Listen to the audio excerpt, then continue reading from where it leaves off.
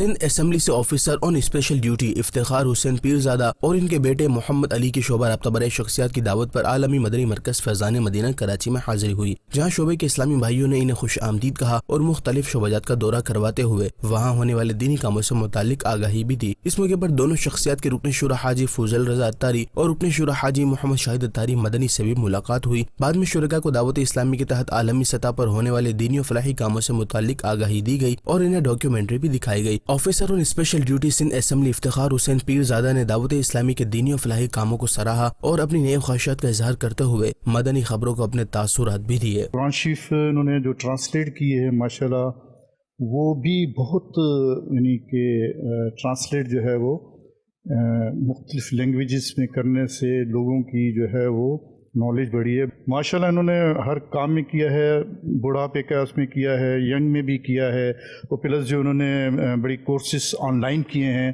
ماشاءاللہ اس کی کوئی جواب نہیں ہے۔ مجھے یہاں آنے سے کافی نالج ہوئی۔ فیضان مدینہ دعوت اسلام بڑی مہربانی۔